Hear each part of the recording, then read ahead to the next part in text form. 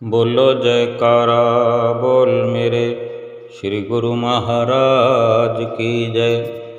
सभी गुरुमुख प्रेमियों से सप्रेम जय सच्चिदानंद। कभी कभी ऐसा विचार आता है, ऐसी सोच मन में आती है, ऐसा ख्याल आता है और अपने सतगुरु से पुकार करता हूँ कि हे सतगुरु दाता, हे मेरे प्रभु परमेश्वर, जब मैं अपने कर्मों को देखता हूँ तो ऐसा लगता है कि कोई उम्मीद ही नहीं कि मैं आपको पा सकूं, आपके पास पहुंच सकूं। लेकिन आपकी करुणा के बारे में, आपकी दया के बारे में जब ख्याल आता है तो एक यकीन, एक विश्वास मेरे भीतर उमड़ पड़ता है कि मैं भले भूल जाऊं,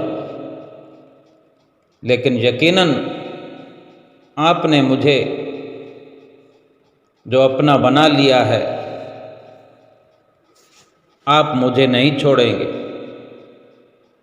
बस यही करना, ए मेरे सतगुरु, ए प्रभु, ऐसी कृपा करो,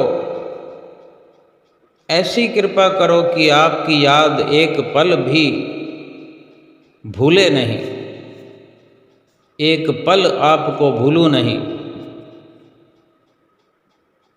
और आपके बख्शिश किए हुए शब्द की कमाई करके मैं प्रत्येक कष्ट से, प्रत्येक भय से, दुख से सुरक्षित हो जाऊं। ऐसी दया करो प्रभु कि मैं हर वक्त नाम सुमरन में कभी जाप करता रहूं, कभी आपको याद करता रहूं, कभी गुण अनुवाद गाता रहूं और कभी बैठ करके भजन सुमरण करके मैं आपकी प्रसन्नता का पात्र बनता जाऊं।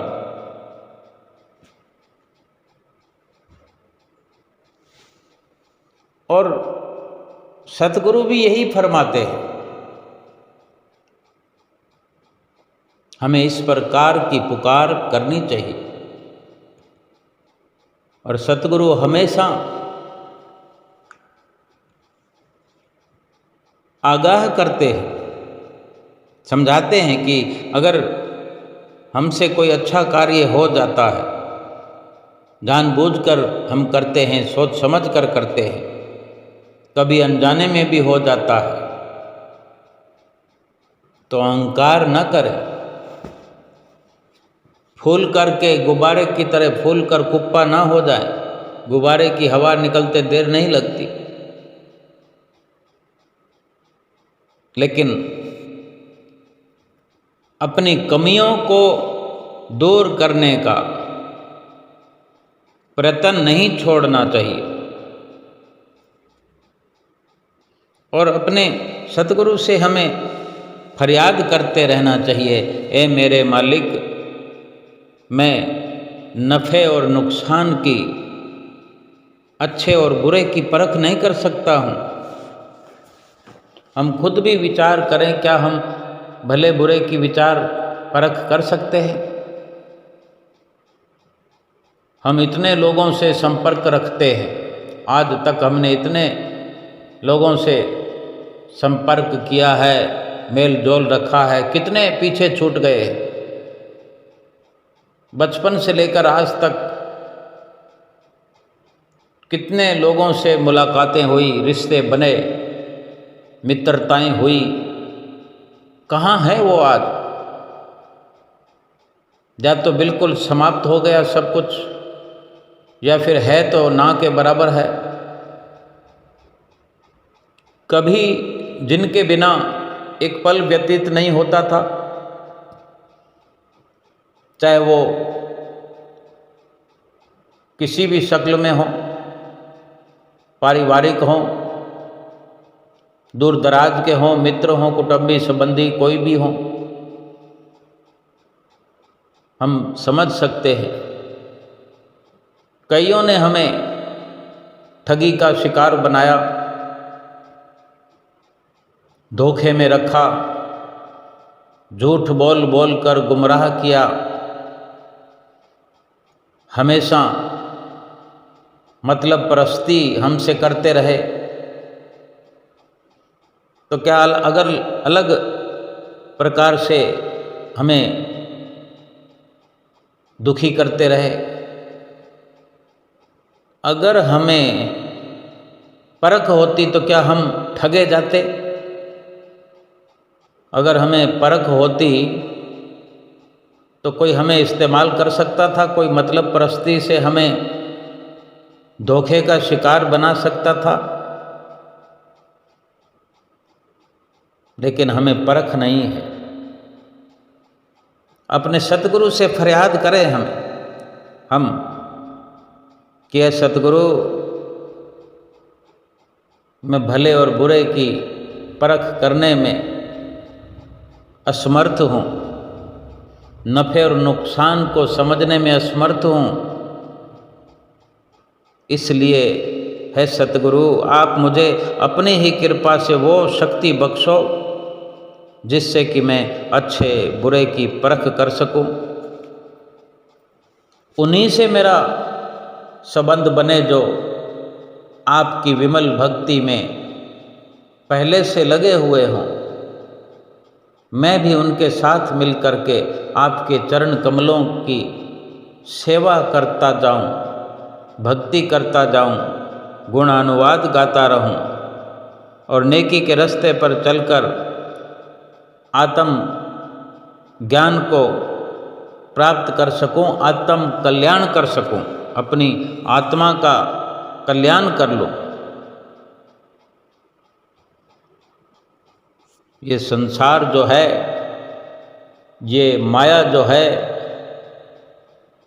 पेड़ की छाया के समान है। माया का अहंकार तो कर बैठते हैं, लेकिन ये नहीं जानते कि माया एक पेड़ की परछाई की तरह, पेड़ की छाया की तरह है। अभी छाया इस तरफ है, 2-3 घंटे बाद छाया उस तरफ हो जाएगी, फिर संध्या के समय उस तरफ हो जाएगी। एक जगह टिक कर रहने वाली नहीं है। ये माया भी, ये वैभव भी किसी के पास टिक कर रहने वाले नहीं हैं। ना तो इनका गुमान करना चाहिए और ना इनके चले जाने पर कोई दुख मनाना चाहिए। अगर दुख मनाया जाए तो सतगुरु के प्रेम के कम होने पर। हम देखते रहें, जांच करते रहें कि कहीं सतगुरु से प्रेम हमारा कम तो नहीं हो रहा, सतगुरु के प्रेम में कहीं हमारी कुर्बानी कम तो नहीं हो रही। अगर कम हो रही है तो इसका दुख होना चाहिए, हमें महसूस होना चाहिए कि हमें नुकसान हो रहा है। ये समझना चाहिए कि हम नुकसान में जा रहे हैं और भरपूर यत्न करके सतगुरु से प्रेम जो हमारे हृदय से जाता हुआ दिखाई देता है उसको फिर से भरपूर करें। अगर रोज नित्य प्रति बार बार ये जांच परख हम करते रहेंगे तो हमारे हृदय से सतगुरु का प्रेम कभी लुप्त नहीं हो सकता। और यही सबसे बड़ा लाभ है। संसार के सामान अगर कम ज़्यादा हो जाए, आकर चले जाए, कहीं कोई धोखा हो जाए, ठगी हो जाए, उसका दुख नहीं मनाना, क्योंकि वो सब छोड़ कर जाने वाले हैं, वो हाथ से निकल जाने वाले हैं। अभी नहीं तो कुछ देर बाद, आज नहीं तो कल। लेकिन सतगुरु का प्रेम जो है वो हमें पार लगाने वाला है, भव पार ले जाने वाला है, आत्म कल्याण करने वाला है, लोक परलोक सुखी करने वाला है, सुहेला करने वाला है। ये कम नहीं होना चाहिए, ये हृदय से खाली नहीं हो जाना चाहिए। हर वक्त सतगुरु का प्रेम बना रहे। ये फरियाद करें, ऐ मेरे सतगुरु जी, बन जाऊं मैं छोटा तिनका, उड़ उड़ पीछे आऊं मैं, जहाँ जहाँ तेरे कदम पड़े मेरे सतगुरु जी, वहीं वहीं बिछ जाऊं मैं। जहाँ मेरे सतगुरु के चरण पड़े वहाँ आंखें बिछा करके अगर मैं सुंदर दर्शन प्राप्त करूं, सुंदर चरण कमलों की रज मस्तक पर धारण करूं, ऐसा मेरा सौभाग्य बने। छोटे से छोटा तिनका भी बनना पड़े तो भी मैं सौभाग्यवान कहलाऊं, क्योंकि सतगुरु की नज़दीकी, सतगुरु का प्यार जिस जीव को मिलता है वही इस दुनिया में सुरखरू होता है। श्री गुरु नानक देव जी महाराज जी भी कथन करते हैं कि मैं अपने सतगुरु पर कुर्बान जाता हूँ, जिसके मिलने से मेरे मन में मालिक की याद पैदा हो।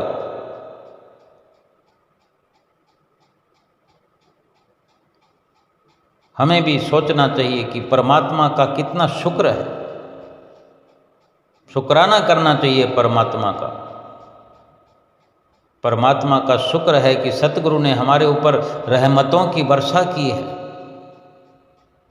हमारे हृदय के अंदर नाम का पौधा लगाया है। जिस जिस जीव के हृदय में सतगुरु दाता दयाल महाराज जी ने नाम का पौधा लगाया है, अवश्य ही उस नाम के पौधे पर फल और फूल जरूर लगेंगे।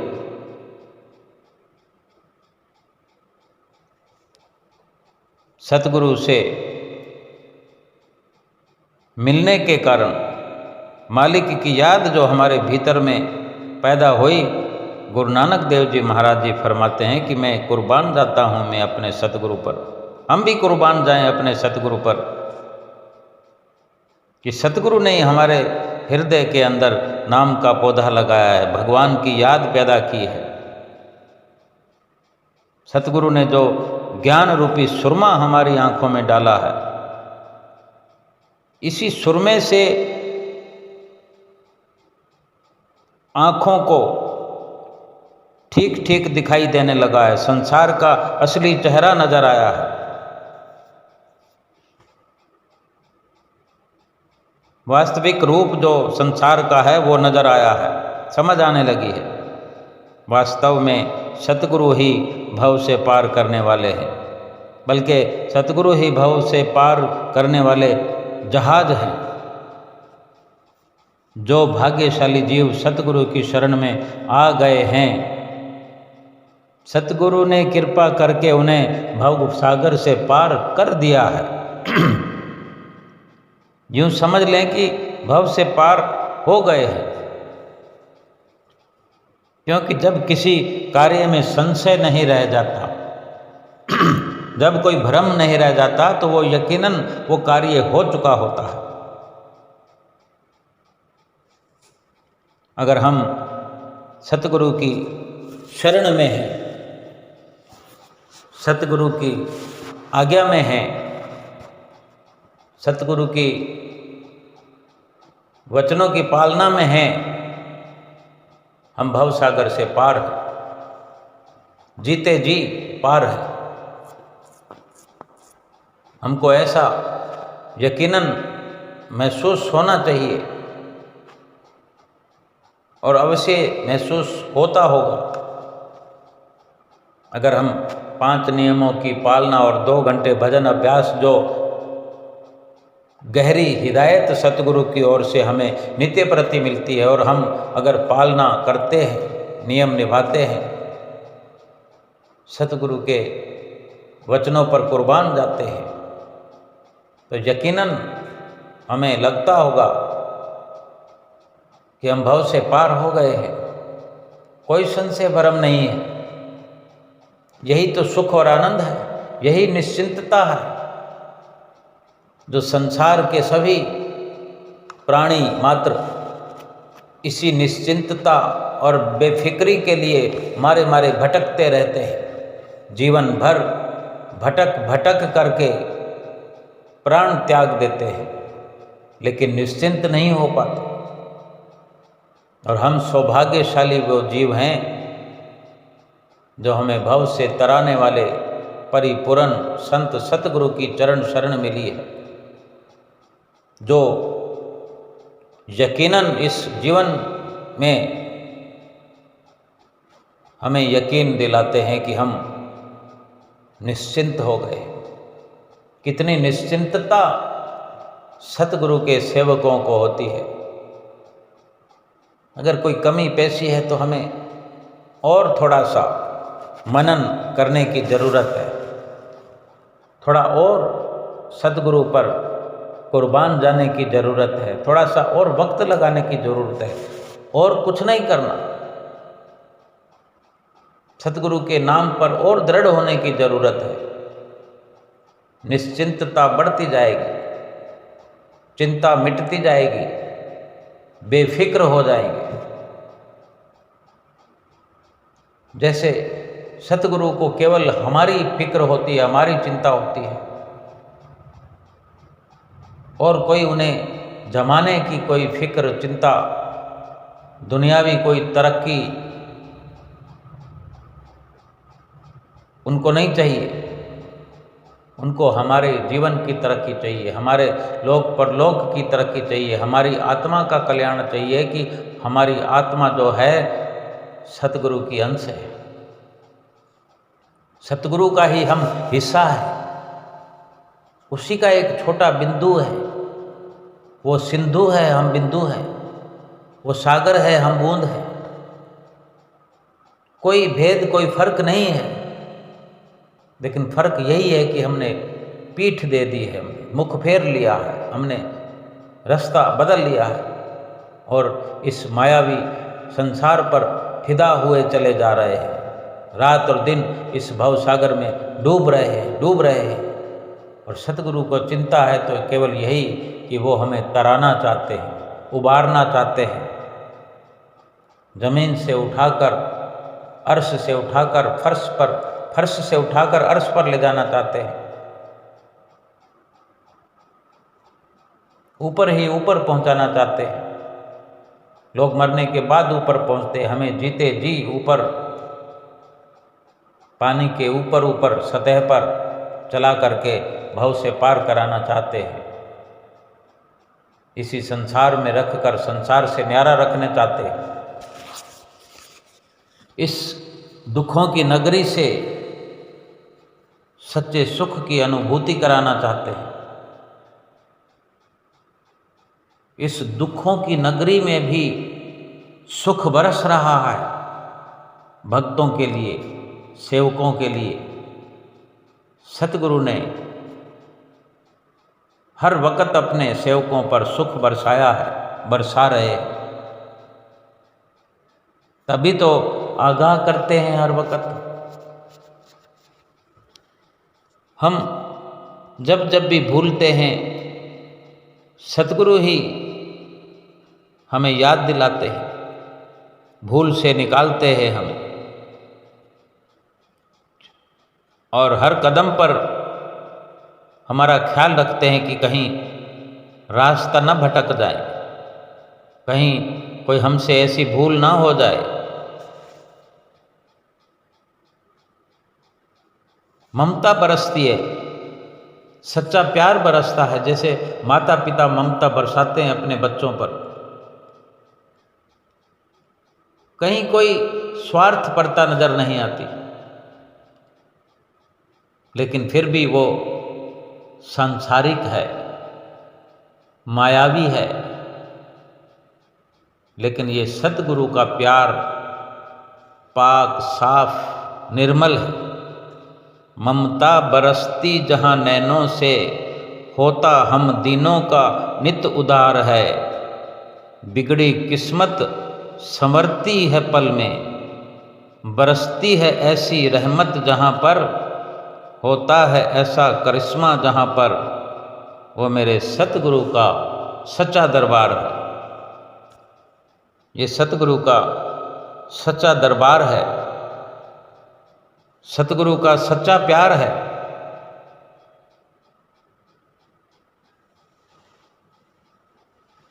सतगुरु तेरी शरण में आ, मेरे नाथ नूर ही नूर समाया है। तेरी बंदगी में सुकून है, तुझ में ही पूरा संसार समाया है। जब से देखा तुमको मेरे मन को कुछ भी और न भाए, जहाँ देखूं वही तुम और तुम्हारे बिन कुछ नजर ना आए। जब सतगुरु से इस प्रकार हार्दिक सच्चा प्रेम हो जाता है, फिर कुछ अच्छा नहीं लगता संसार में। ऐसे गुरुमुख प्रेमियों के जीवन में दुख तो दूर दूर भागता रहता है, कलह कल्पनाएं मुसीबतें दूर दूर रहती है, क्योंकि वहाँ सत का संग, सत्संग का वातावरण होता है। जहाँ सतगुरु की बात होती है, भक्ति की चर्चा होती है, जब देखो भक्ति चर्चा होती रहती है।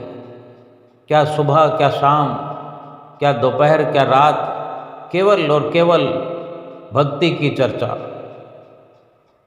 और इसी भक्ति चर्चा में ही सब संसार को भुला करके जब गुरुमुख प्रेमी सेवक अपने सतगुरु के बन जाते हैं, सतगुरु भी हमारे बड़े भोले हैं, वो भी केवल और केवल अपने सतगुरु के हो जाते, अपने सेवक के हो जाते हैं।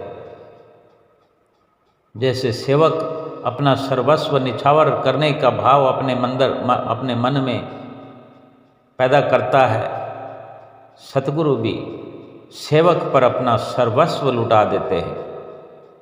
यही सत्यता है जो हमें समझ में आ जाए तो सतगुरु में और सेवक में कोई फर्क नहीं है। बस एक मत हो जाएं, जो पीठ दिए हुए हैं हम और मोह माया के असर में हैं, मोह माया से पीठ हो जाए और सतगुरु के सन्मुख हो जाए।